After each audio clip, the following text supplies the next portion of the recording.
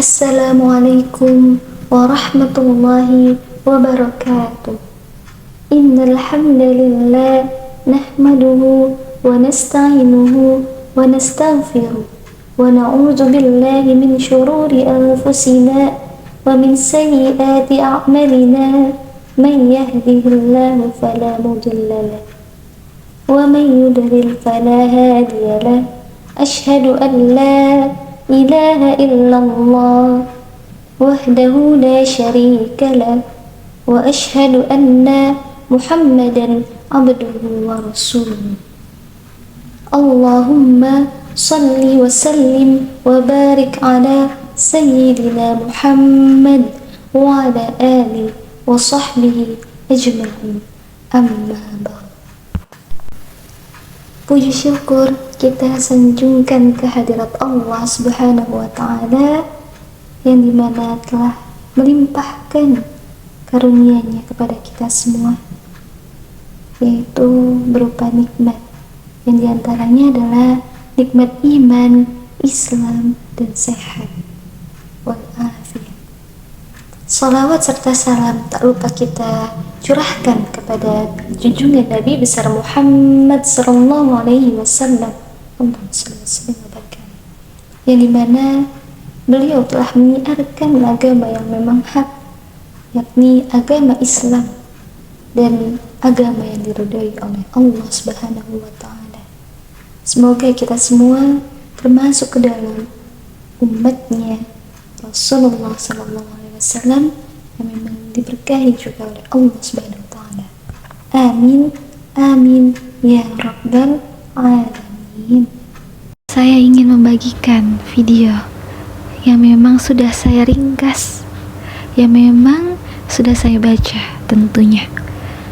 Buku ini berjudul Mengislamkan Beribu-ribu Manusia, yang ditulis oleh Dr. Zakir Naik. Langsung saja kita simak untuk videonya. Di zaman Rasulullah SAW, Islam tentunya telah lahir, di mana banyak metode yang memang berbeda dengan metode-metode yang sekarang. Yang dimana ketika Rasulullah SAW pada zaman dahulu, Rasulullah memakai metode berdakwah. Berdakwah itu apa sih? Yaitu adalah seruan serta ajakan untuk memperkenalkan Islam lebih dalam lagi. Dan Rasulullah menerapkan dakwah secara sembunyi-sembunyi tentunya. Dan pada saat itu Rasulullah melakukannya di Gua Hira. Dan Rasulullah juga tidak langsung memperkenalkan Islam ke hal publik. Mengapa? Karena mungkin akan banyak tentangan, akan banyak yang namanya tidak percaya apa yang Rasulullah katakan. Lantas Rasulullah SAW berdakwah dengan keluarga, dengan para sahabatnya. Mereka menyambutnya dengan baik hingga turunlah wahyu Quran surat Al-Alaq yang berbunyi, Bismillahirrahmanirrahim. Iqra bismi rabbikal ladzi khalaq, khalaqal insana min 'alaq. Iqra wa rabbukal akram, alladzi 'allama bil qalam, 'allamal insana ma lam ya'lam. Kalla innal insana la yatgha an ra'ahu istaghna, inna ila rabbika ruj'a.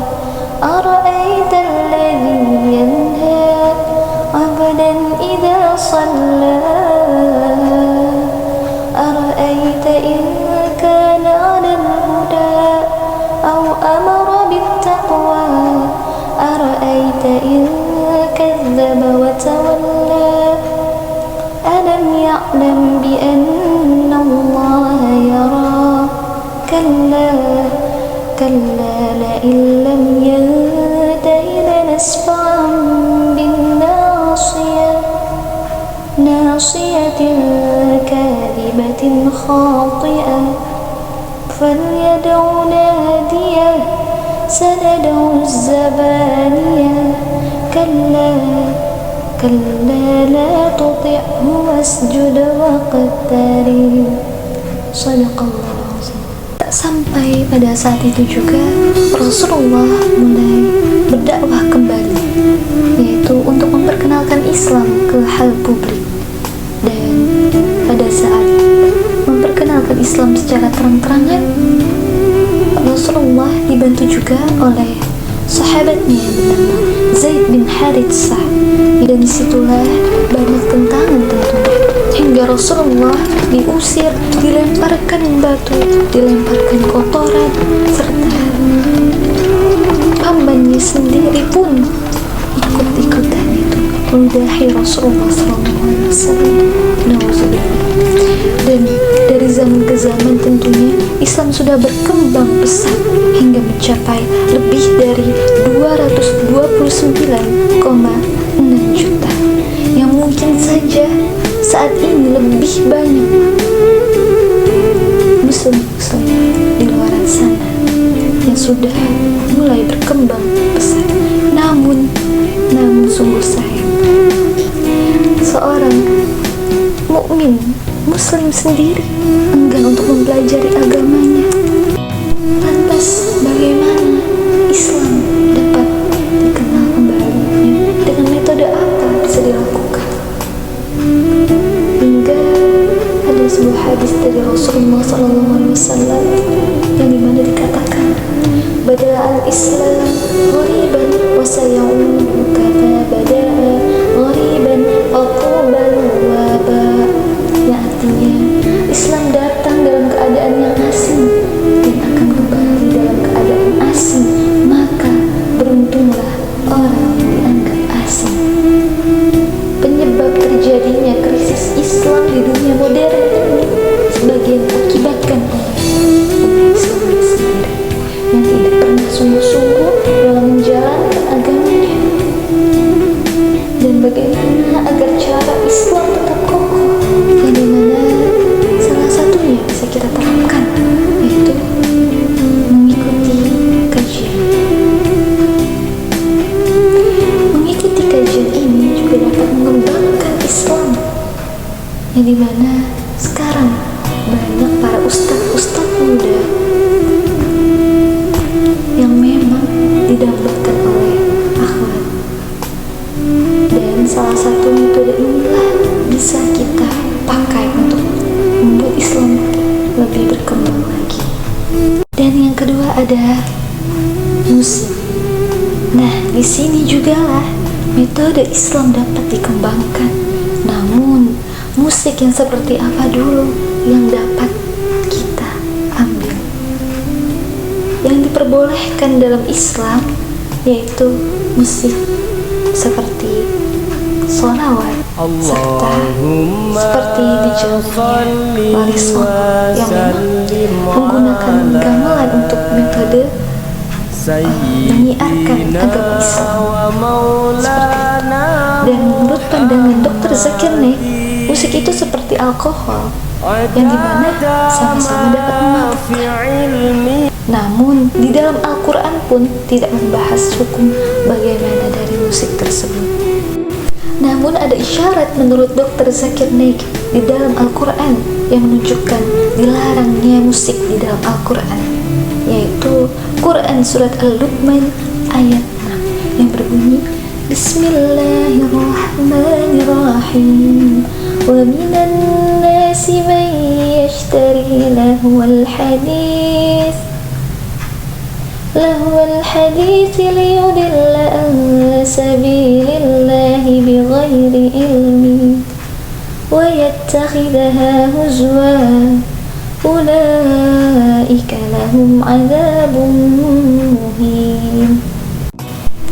Ada metode berikutnya, yaitu ialah membiarkan anak bermain di masjid. Banyak banget yang menyepelekan hal ini karena memang anak kecil nyaman. Mereka menganggap masjid serta musola itu adalah tempatnya, rumah mereka. Jikalau ada anak-anak bermain di masjid, biarkan, karena mereka gak akan mungkin menghancurkan masjid tersebut. Mereka hanya berlari-lari, tertawa, hanya seperti biarkan.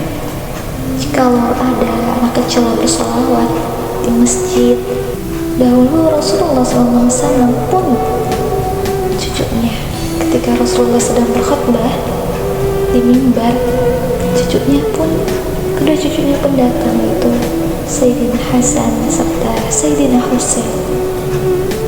Mereka bermain hingga mereka berlari hingga sempurna. Lalu Rasulullah pun sama sekali tidak memarahinya. Lantas biarkan